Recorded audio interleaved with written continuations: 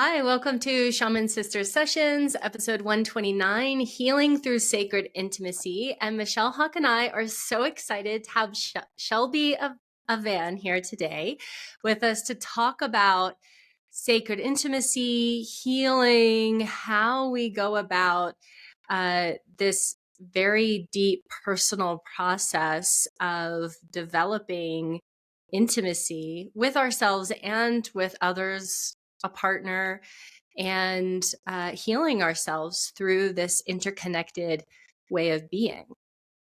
So, hi, Shelby. Hi, thanks for having me on. Yeah, how are you doing today?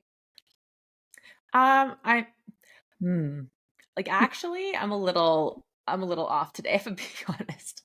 Great. Um, We always appreciate the honest. We yeah. don't sugarcoat anything on here. I'm Yeah. sorry you're feeling off today. Yeah. Yeah. I had a hard conversation actually just before coming on here, so I'm like, okay, I'll have to see how this goes today. Okay. Okay. Well, I mean, Great. that sounds perfect Mhm. because when we're talking about intimacy and we're talking about healing, there's always so much uncomfortability and hard conversations and uh, communication up levels and all of these things that we have. And sometimes I think that we try so hard to appear as though we're okay all of the time, and as though everything is Mhm. like, yes, I'm fine, I'm fine. And sometimes we're not fine. And Mhm. I think that Michelle and I talk about this a lot, that uh, a really beautiful space to sometimes be able to hold is the I'm not okay, I'm okay space of, yeah, I'm not Yeah. okay, but I know that I'm okay. And that, Mhm. I think, really creates intimacy, that we can kind of be in that space with each other. Mhm. Yeah, it's an interesting polarity to be in, to be honest, because I think of like kind of what's going on or what just came up for me right now, and it's the interesting thing of trying to like be able to hold space for someone else.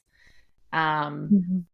and it feels like needing kind of, I'm trying to figure out whether or not this is like a healthy version of things, but like be able to support and be able to be kind of strong for them, but then also still having your own experience with it. Mhm. Which as I was having the conversation was kind of shifting. Like I was good for a while and then I was kind of like, oh, I got some feels about this and I'm not feeling as stable anymore in this, Mhm. and holding that space for them too. Like, no, I need some holding as well. Yeah. It's like a hard, I don't know what we do. What do we Mhm. do in this space? Yeah. Well, thank you for being honest and vulnerable about that. And you're welcome to share as much or as little as you like about that experience. And Mhm. also, what I think you're speaking to is the challenge that a lot of people feel. When I know we're going to jump into healing through sacred intimacy. What is sacred intimacy? And before I get ahead of myself, I want to put a little bookmark there. Is some of the blockages that people might feel in exactly what you're talking about how do I stay in my own experience rather than extending myself to caretake my partner in the experience of Mhm. intimacy. And that, so bookmark inserted. We'll come back there before I get ahead of myself. But I'd love to hear from you, Shelby. Let's go ahead and open up that conversation of, for so all of us can kind of have a working definition for the purposes of this conversation today. What do we mean by sacred intimacy, and how? What is our experience of that? Well, I'd say that sacred intimacy is basically, what is that truest form of yourself, and do you actually know who that is, and how to present that to others? Um, it's something that's very hard. It's not, well, I think we just are taught to not always let our truest forms out. Like they're not okay. It's not okay to be big. It's not okay to express ourselves in as authentic ways as we want to, or we've been shamed for it. And then it becomes difficult to have that truth come out. But in order to be intimate with ourselves and to be intimate with others, we need to really know ourselves. We need to know that truth about ourselves. And so um, shining light on that truth and finding that truth within ourselves, and then so that we can share it with others, is what that sacred intimacy is all about. Mm, Mhm. great. Yeah. Yeah. I feel that there's this opening, what you're talking about as far as like knowing yourself fully and then being able to be in a experience with someone else who is also in the process. It's a process, I think. I don't know if we're ever like, oh, that's it. I know everything about myself. But in that process of them knowing themselves fully and being able to witness each other and to hold space for each other and ourselves in that process, I think that it's sometimes almost this next level of healing that a lot of people will go through, where they have the personal healing and they're working on themselves and like, okay, I'm okay. And here I've dealt with all my stuff. And then there's the relating, which is this other part of knowing yourself and healing, just because you have this other being across from you having their lived experience at the same time. So can you tell us a little bit about how you see in your work people kind of taking their own healing work and their own practice, and how they're maybe approaching their intimacy or approaching partnership? Like how is it translating for people? Like, is there a huge challenge for people from the I am over here healing myself to I am now in relationship?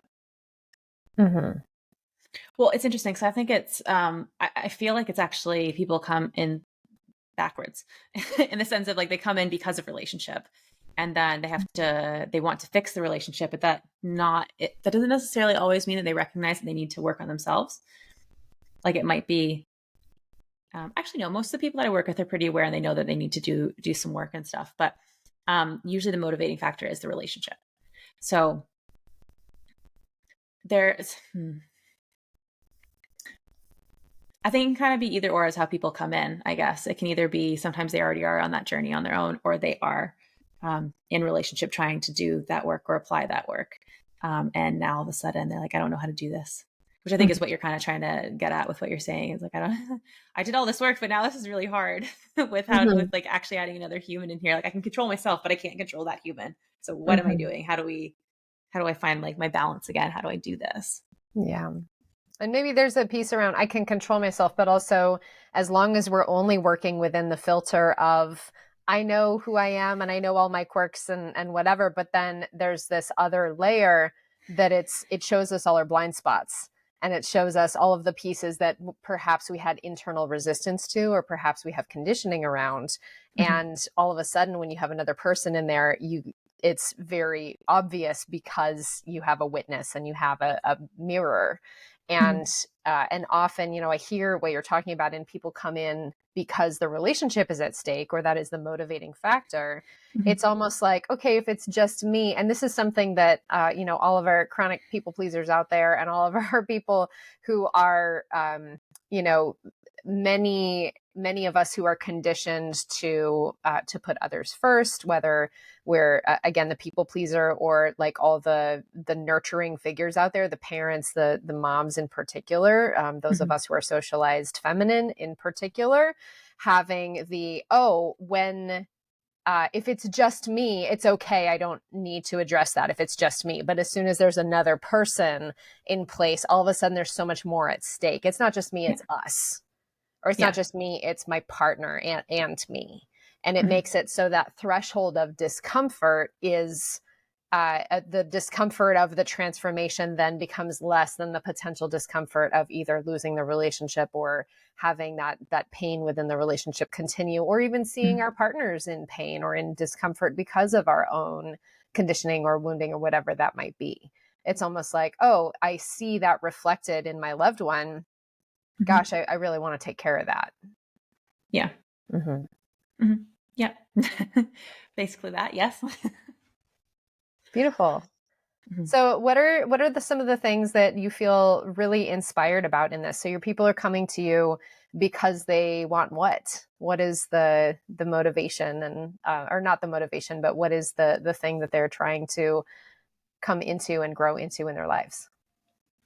Well, it's usually like pain of some sort. There's something that's really not going right or well for them. So like one of my clients right now, they kind of get into these, they recognize that there's dependency on some different types of like substances, or just like, I don't know, other different things that that will take their minds. And there's a word for it, and I'm at a loss for what it is right now. They're just using different things, different tools to kind of avoid themselves a little bit. And they recognize that pattern. That's something they wanted to change and fix. And then they also recognize that there's like stories and anxiety going on, and they don't know what to do about that. So they want to stop being in this anxiety spiral all the time and actually be able to, like, I guess, feel at peace in their life, which I think is a pretty solid reason to want to do coaching. But so, yeah, there's usually some sort of pain point that's going on, or some sort of identity thing. I think also, because one of the biggest specialties that I have within it, so like intimacy in itself is not just like physical sex, but that is a huge aspect of what I really like to work with and to be able to talk about. If people are ready to do that. So I like to work with relational stuff first. And then if people are interested in talking about like how they want to apply what we've been working on into the realms of physical intimacy, then we could do that too. So they might have a specific topic of wanting to do something on the side of physical intimacy. Great. Mm-hmm. Yeah, I sometimes find that in, kind of weaving these parts together is that sometimes we feel like if we can just get into a relationship, we'll Mm-hmm. have this happiness or this fulfillment or this, this thing that, we put I think in our society, we put so much emphasis on getting the relationship and being in the relationship and like finding your person and being with the person. And then you get into the thing with the person who is maybe has all these things on the box. They've checked off all the things on your list. And yet then you start to witness yourself in a new way and start to see, like you're saying, these coping mechanisms, patterns, anxieties, attachment issues, things that are you're not aware of. Sometimes you feel like you've almost taken a step back in some ways because things that were never triggered before are now triggered, and you start really realizing things. I'm super curious about like what are some of the places that you go with this, as far as when people are struggling and like, oh gosh, what should I look at? Like, I don't even know where to start with this. All I know is I'm kind of freaking out in this relationship. Yeah. Yeah. Well, the starting point that I will use is always helping people understand what it is that their needs are. And like that is the basis of really knowing who we are as a whole. Is like what drives us, what motivates us. Why do I lean towards these types of relationships? Like what am I trying to get out of it? So for example, I feel like this is probably a big thing for a lot of people after COVID, but like emotional connection and physical touch, things like that are probably huge for many people. And those are both needs. And how do we get those met? What are some options of how we can learn how to do that? And with emotional connection, I find that there's like other things that go along with that. Like you also need to know, in a sense, like how you most effectively get that. So that kind of combines love languages in here. So, is it that you do connect by, again, is it through touch? Is it through quality time? Is it through acts of services with people? Is it through particular types of conversations? Like, do you like to have conversations about personal growth, about spirituality, about sex and sexuality, about kink? Like, how is it that you actually emotionally connect? And then figuring, like, really kind of diving deep into what that looks like for you so that you can understand yourself better and then give yourself those needs or find healthier avenues of meeting those needs versus just relying on the partner to have those things met, because it's, you need to have a more diverse way of actually filling your cup versus just having one person. Because, if it doesn't work out, then you might be going down a spiral of anxiety or depression, or like, how do I get this need filled? And then it gets really the way that you choose to fill it can be not helpful or healthy for you. Mm-hmm. Beautiful. I feel like there's also a piece around like allowing those needs to be okay and not either judging them in ourselves or in our partners. And, I had an example of that recently in my own partnership, but my partner's a musician. And so one of his needs and the ways that he really loves to connect with people is playing music with people. Mm-hmm. And I like to play music too, and I like to sing, but for me, it's not like, oh, that is fundamental to my health and happiness. And so we went to a birthday party and he sat down at the congas and he played drums for 7 hours. Oh my gosh. And he was so happy.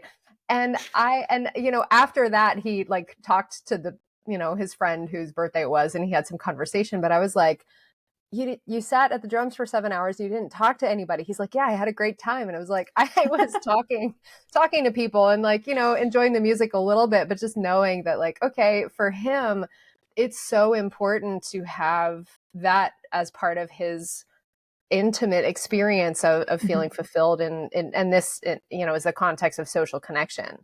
Mm-hmm. And for me, I'm like, okay, I don't have that same need, but I understand that you do. Go play music, have a great time. I won't talk to you all night because you're playing music, and that's great.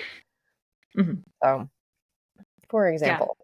Yeah, it's very interesting seeing how the different needs come up and how, like, I know in hearing that, I'm like, I would really not be happy with that as a partner. Cause I'm like, I want to talk, like, I want to talk to you. I'd like to relate with you. Can you stop playing your drums or, your, whatever you said, the congas. Yeah. The kind of drum. Yeah, no, that's okay. And like come and spend some time with me. And I like quality time and I want to actually talk and converse. So it's, so it's interesting. And then that talks about there. And like, okay. And so then how do we relate with each other?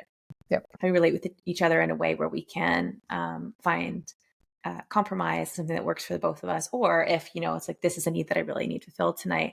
Are you okay to like knowing this is what I'm going to do? Will you be fulfilled by being able to be with the other people this evening? And then we'll be able to connect to like the next day.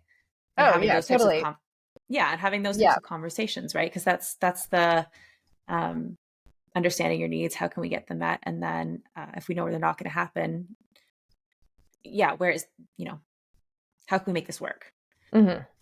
Yeah, no, that's a great point of how, and again, it's like, because I know that's really important to him and we've talked about that, like, I just know that's what's going to happen is we're going to go to a music party and I won't talk to him all night, and that's okay. And then we do something else some other time. But yeah, it is, there's that point of, like you said, that knowing what your needs are and then figuring out, okay, what is the meeting point of that? So I'm curious, let's talk about blockages in terms of where do we see people get really stuck or hung up on barriers to that sacred intimacy and even healing through the sacred intimacy aspect of that. What are some of the biggest challenges that you see people face? The first thing that comes to mind is that people just get way too in their head and not in their body. A lot of what I've seen is that people like to intellectualize it a lot. They like to assess and be like, this is the thing, this is my trigger happened because of this reason, X, Y, Z. And then it kind of stops there. Or they say like, I need this to change. I need whatever, but it's all talk. And it's not like I need to regulate myself. I need to give myself this thing. How will I feel better? What do I need to do for my body right now that will help me feel better? So I find that's one of the biggest things. So like being able to do a nervous system regulation work, or that, some sort of regulation is really, really important. Get back in the body, get back in the present, and get out of your head is like very, very, very common.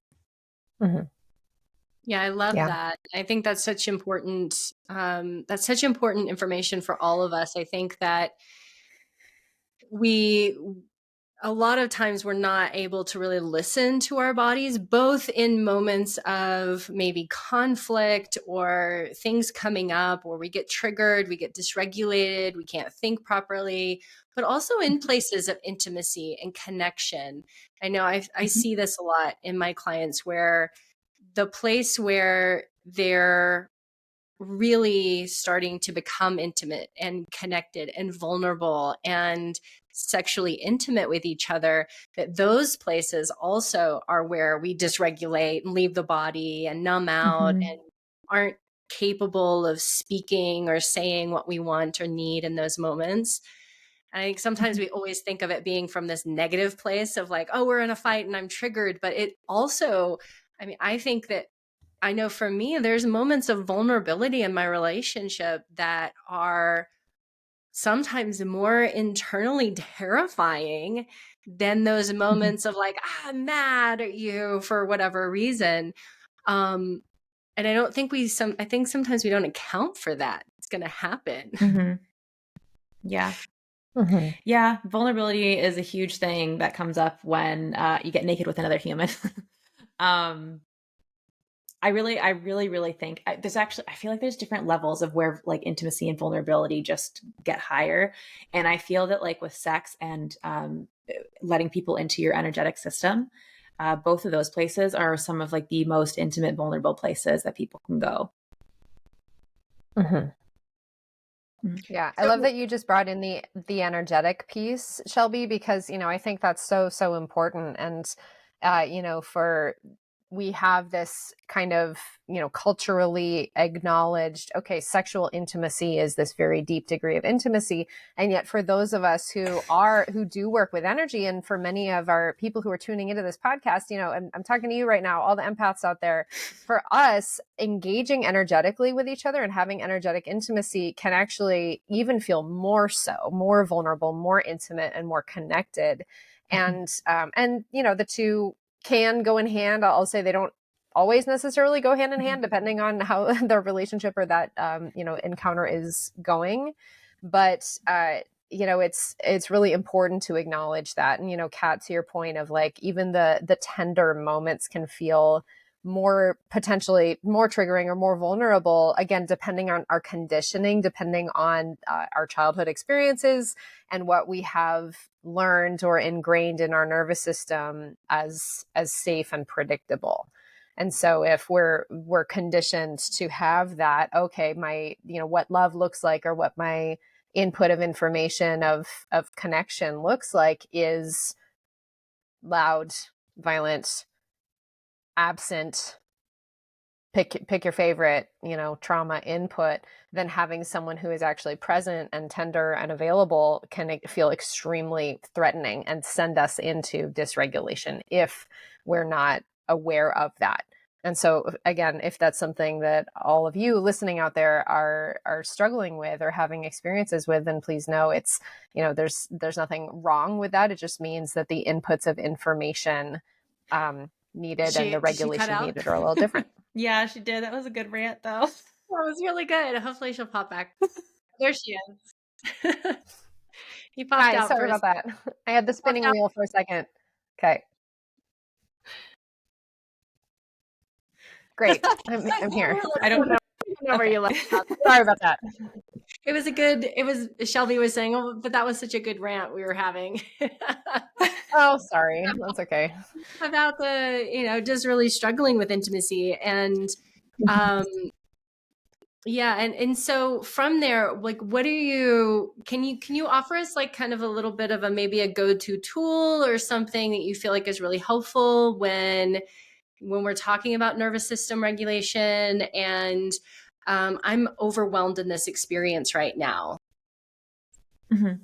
I think there's probably two I would go with. Like one's more somatic, one is a little more heady. So I think it depends where you are, but the heady one is basically, if you recognize you're in a story spiral, a thought spiral, if you can start to question the story instead of letting it ride out.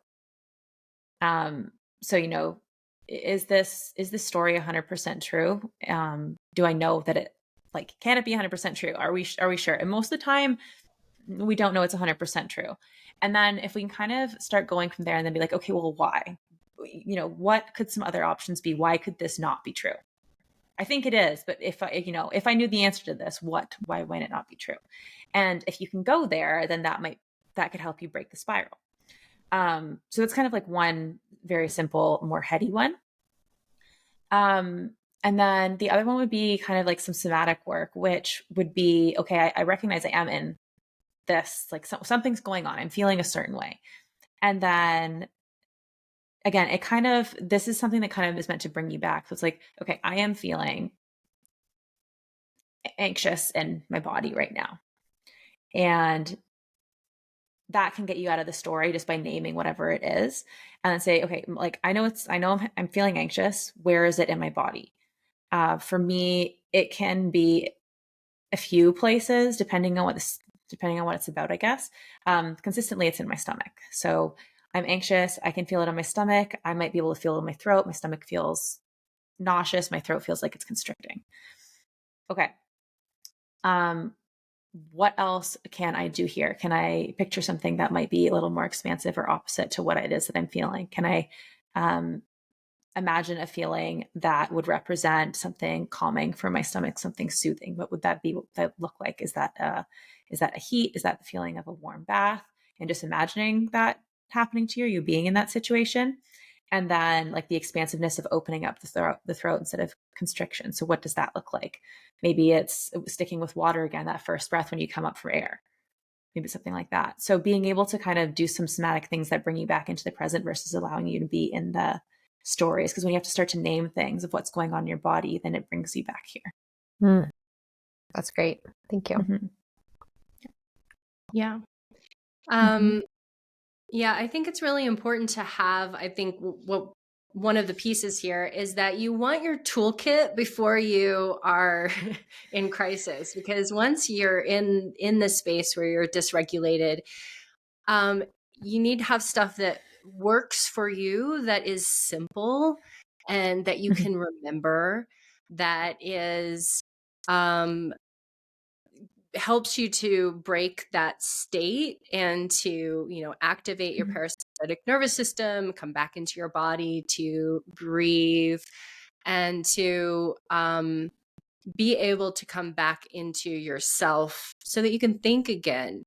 And I think one of those pieces around just noticing if you can't think properly, or if you're just responding like automatically and you're can witness yourself. I mean, I think that's one of the first pieces, is just being able to notice and witness yourself, which is why you go and learn different practices and you do meditation and you do all these things so that we can practice the tools before you need them. So they come up naturally. Yeah, well, and I think like one of the other things that are important to take note of here too is that there's, our bodies react in different ways depending on what nervous system response is happening. So if you're in a fight response, then something like, let me come and do some somatic processing and try to meditate is not going to work for you. You need to move the energy out of your body, which might mean that you like, what is your physical outlet that you usually do? Is it like, I need to go sprint, I need to run, I need to do a whole bunch of push-ups, I need to go dance it out, I need to go, like, what is it that you need to do that's physical? Is it just like a walk in nature? That could be it too, or like power walk, something. Do that, and usually your body has like already knows some healthy ways of coping with that. Like you might just find yourself going and doing something naturally, or you can think of something that calms you already when you go back to it. Because I recognize that I did a lot of walking when there was a lot of stuff going on in my life. I would just do that and I'd go for like an hour plus sometimes when I was really, really not feeling good out in nature. And all of that was soothing for me because that's just what I needed. I was kind of recognized I just had too much energy in my body. So whether that was I don't think it was a fight. I think it was more of a flee response happening in my body, but I couldn't get away from my emotions or myself. So I just walk off the energy. But there's different nervous system states can cause you to do different things, and just recognizing that the same thing might not work each time. Because if you're in like a freeze response, which is basically like playing dead to the world because you don't feel safe, getting up and going for a walk, although it's probably good to be able to move your body, it might not feel possible because you're still not feeling safe. So you have to do something else that's going to make you feel good, which may be, okay, I need to stay in my bed under the covers, maybe with some tea right now until I feel like I can get up, and then move into the next state, which might be go for a walk. Yeah, that's great. Bringing in the different types of practices to support whatever traumatized state you might be in. Mhm. You know, I think there's also a piece I want to bring in around how important it is to bring in regulation rather than glossing over this, in case anybody needs to hear this. You know, and actually, I was talking with a client of mine recently who has, you know, they've been through a heck of a last like year and a half or so. And they're telling me like, yeah, I don't really have a libido right now, or my libido is Mhm. really low, and feeling kind of guilty about that in the context of their partnership. And, you know, their partner's wonderful, very understanding. And, you know, and I'm reminding them, and they, you know, they intellectually know this, but it's good to be reminded of, is like, you don't need to breeze past this. You don't need to rush through anything at all. Remember, you're still holding a lot of this trauma in your body from the last year and a half or so, of just everything that possibly could go haywire went Mhm. haywire. Mhm. And it would actually be a disservice to you to try to like brush over this or move through it, or be intimate with your partner just because they want to. Mhm. And then actually that can reinforce the trauma of, Yeah. okay, I'm actually ignoring the signals of my body. I'm ignoring Mhm. the fact that I'm feeling too much tension from other reasons, nothing to do with you know, the connection of that relationship, but bringing that trauma to that intimacy would actually do more harm than good. And so Well, really yeah. doing the regulatory practices and moving forward when it feels expansive and relaxed and peaceful, to then Mhm. retrain the nervous system and bringing safety to that intimate container. Yeah, exactly. Mhm. And that's, yeah, the last point is exactly it. Like there needs to be safety there because if our body isn't feeling safe, it's not like sex is not on the table. It's just not. It's like I don't even have my basic need of safety being met. Why would I even want to think about doing that right now? That makes no sense to me. I have to survive, Mhm. not procreate, not bringing another child, another beast being into the world at this particular point in time. I need to make it first. Mhm. Yeah. Mhm. And You so know, that can and be then from healing.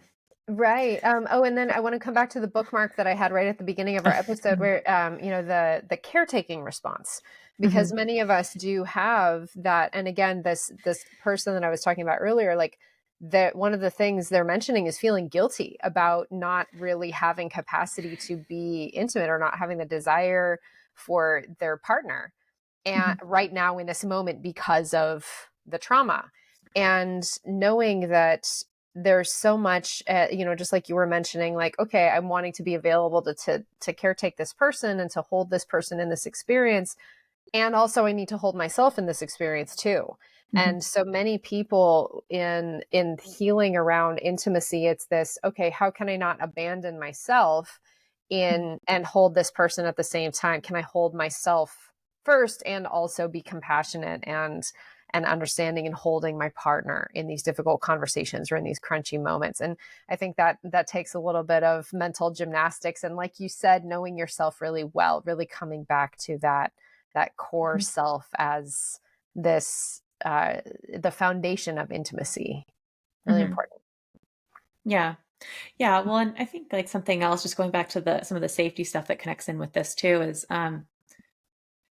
like when it comes to sex too, again, have to feel safe. And in the moments when we're not feeling safe and not feeling like sex is on the table, like pleasure still might be on the table in a different way. So how can we bring that in a way that doesn't feel pressing or pressuring to Mhm. the other person? Just be like, this is still something that is fulfilling to me. This is something that is still pleasurable to me, and kind of moving through something like that where you can feel like you are holding each other within that space and just allowing, because it just doesn't do any good to try to like push through Mhm. when you're feeling that way. It's not going to help the situation at all. Otherwise, Yeah. What tools or techniques do you offer your clients who are looking for, like you said, ways to experience pleasure that might be a little bit feel a little more approachable? well, I like to get people to consider what their blueprints are. So Mhm. like there's a couple other people that I really like to reference my clients out to and check out some of their stuff. So like Jaya has the erotic blueprints, and I really, really love giving that as a resource, because I think it's really helpful to get a better idea of what eroticism can look like, because it can be energetic, it can be sensual, it can be kinky, or it can be like sexual, physical, and they can all represent something different, or you can be a mix of all the things. And I think energetic is one of those too, right?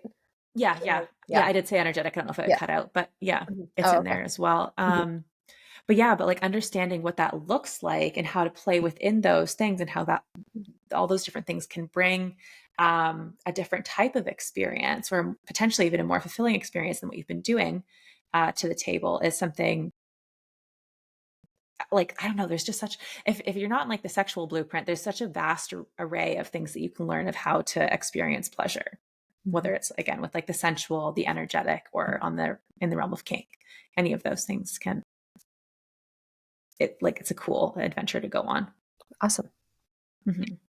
Yeah, I think it's I definitely have worked with people who have that experience of realizing that sex has not been something that has been pleasurable, that their trauma and their conditioning growing up, maybe religious conditioning and familial conditioning, have really blocked them from even what is pleasure, and that sexuality doesn't really go into that category. It's sort of like, well, this is something I do because it's part of being in a relationship, or it's what my partner wants.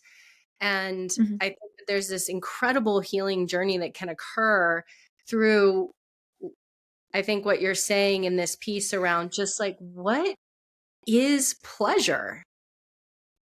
And this, because it's so personal, and it's evolving and growing and changing, and sort of leaning into being able to understand your own pleasure and speak to it and say, yes, that feels good. And to go slow, like to really go as slow as you need to go, and be in communication with your partner to be able to explore, that feels good. Oh, that stopped feeling good. Or I stopped feeling that altogether. And can you back up and go back to this? Or could you try this? And that can be so challenging, just to communicate that, to go, oh, I like that. I don't like that. Yes, do that. No, don't do that. And I think that can be a really powerful practice to bring in this exploration of just, gosh, what is pleasure to me?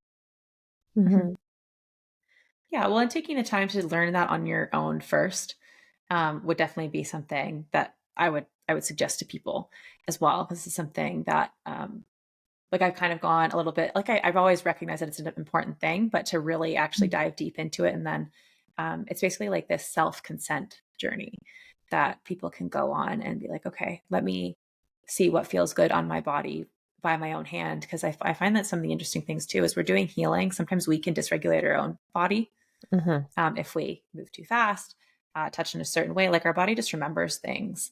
And so it doesn't necessarily recognize, even though it could be our own hand attached to our body, that if we touch ourselves in a certain way that we didn't realize was like a way that we've been touched before that wasn't good and elicits a memory, like we can trigger ourselves back into a particular time that we didn't like. So it's interesting to see like what can come up at different points in time, what happens in the body. How do you, like, what your response is to it? Is it like, do you consistently push through anyway? And then you dissociate, and then your pleasure's gone, and then you have to like start again. You're like, I don't understand. Why did everything go away? But then as you start breaking it down, it's like, oh, okay. I haven't actually been listening to my body, even though it's been telling me this whole time that I've been going too fast or didn't like that particular touch. Maybe at this point in time, I might like it at another point in time. But like just knowing, starting to recognize things like that within your own body, when it's telling you, and getting more and more like fine-tuned can be really, really helpful, because then you can start to advocate for yourself with a partner too. Awesome. Yeah, that's really important. You both are talking about like a couple of different skill sets there. Like, there's the skill set of knowing what you like, or actually even before that is like being able to be present in your body. That's a skill set. And being able to feel sensation, being able to distinguish pleasurable and unpleasurable or neutral sensations. That's another skill set. And then being able to communicate that externally, like all three of those. And, I'm spelling that out for people because I know we have people who tune into this podcast who really struggle with dissociation, dysregulation, like pretty, extreme, like flying out of their body, and then having to recognize, like Kat, you were talking about earlier, even just recognizing, oh, I'm actually not feeling sensation right now. Okay, that's an indicator to, all right, come back into the body. So if you're tuning into this and you're on a journey in any parts of those, do what you need to do, take it slow, and tune into the many tools that are available to you. So I'm curious to hear, Shelby, speaking of tools that are available to people who are tuning in, what would you love to invite people into? Do you have any courses or programs or anything coming up that you'd like to share? Yeah, I do. So the beginning of April, I'll be putting out my next group coaching course. So it's an intimacy incubator is what I call it. So that'll be coming out, the beginning of April. I don't think I have a specific date, but that's the time frame. And that's a pretty intimate group of people. So it's maximum 10 humans. So you still get some quality time with me in that session. And that's a 12-week program that I do. And then I also always have my one-on-one programs going on, which are basically the same type of outline. You just get that one-on-one time with me instead. And then I also add Reiki sessions in if people want that for my one-on-one sessions. So yeah, I've got those two opportunities coming up. So that's basically like you will learn to understand your needs, express them, meet them for yourself, understand any core wounds that are coming up and affecting you, and creating those stories in your head and how we can fix them and reprogram them. We'll do nervous system regulation. We'll learn how to talk about boundaries and communication. Like there's a lot of stuff that we're going to do in there, but yeah, it's basically how do I get more intimate with myself so that I can then have these much more fulfilling relationships and that are more intimate in my life. Great. And we'll put links for you to connect with Shelby and reach out and check out her program in the descriptions. Intimacy incubator. Awesome. I heard someone years ago describe or break down the word intimacy as into me see. So I mean, I'm sure you've heard that before, but it really stuck with me. So in case y'all have not heard that before, the intimacy incubator with Shelby, into me see into yourself and into your loved ones. Awesome. Well, Shelby, thank you so much for joining us today. It was really great to speak with you, and thank you so much for sharing your tools, recommendations. I hope people are walking away with some good tips. And if you feel called to work with Shelby, you can find all of her information in the text. Kat, do you have anything going on to invite people into? Let's see. It's open your channel time in April. So it is channeling mediumship course I've been running this for 8 years. So this is a really big part of my service is working with people who are looking to expand and understand their channeling, mediumship, intuitive abilities, psychic abilities, and to practice together.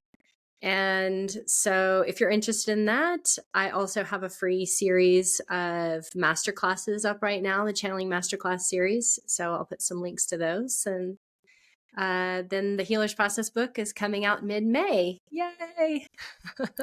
Finally. Woohoo! Michelle, what do you have? Amazing. Yeah. I have beginning May 1st is Sacred Ecology, which is a 7-week or 8-week course and optional in-person retreat on sacred forested lands on how to work with land and nature spirits. So this is for healers, medicine people, retreat facilitators, homesteaders, anyone who loves nature and feels a little bit separate from the wall of green or wants to dive in beyond the wall of green, and you want to create functionally purposeful allyships with Gaia and all of her children, learn about ritual practices, making offerings, communicating with land and nature spirits, and going deep dive into intimate relationships with all of our Gaian relations, then this is for you. And it begins May 1st. Yes, you will have to go outside. You will probably get muddy and dirty, and I promise it will be so, so deeply worth it. Wonderful. Thanks, Michelle. Yeah, awesome. It's All right. good Well, to Shelby, thank you. in May and not in December. Oh, absolutely. Yeah, that's why it runs in the summer in the northern hemisphere. I'm sorry to all my southern hemisphere relations, although you would probably still enjoy it. Yeah. Thanks everybody. And thanks Shelby for joining us. It was really great getting to talk to you about this. Thank you for having me.